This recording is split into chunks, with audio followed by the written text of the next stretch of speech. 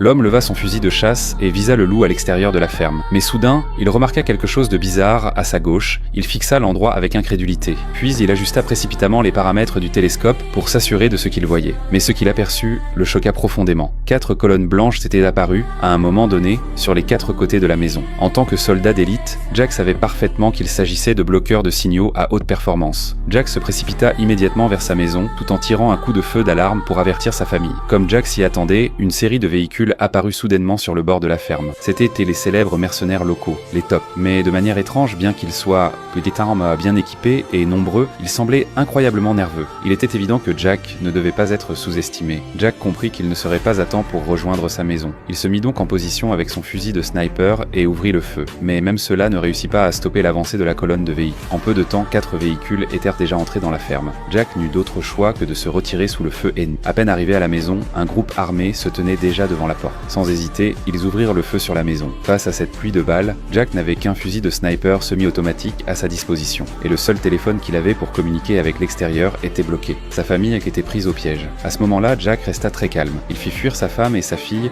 au 2e étage tout en verrouillant toutes les portes du rez-de-chaussée pour ralentir l'avancée des assaillants et se donner une chance de contre-attaquer. Rapidement, les troupes armées encerclèrent la maison. Elles se préparèrent à défoncer la porte avec la force des armes. Jack changea immédiatement de position. Il brisa des assiettes et des verres par terre. Quand le bruit parvint à l'extérieur, un groupe entra en action. Ils voulaient utiliser leur supériorité numérique pour mettre fin rapidement à la lutte. Mais l'espace dans la maison était très limité. Ils durent en procéder lentement. Mais bien que les mercenaires aient fouillé tout le rez-de-chaussée, ils ne trouvèrent aucune âme vivante dans les pièces. Le leader dehors commença à perdre patience. Avant même qu'il n'atteigne la porte, Jack avait déjà éliminé 2 de ses hommes.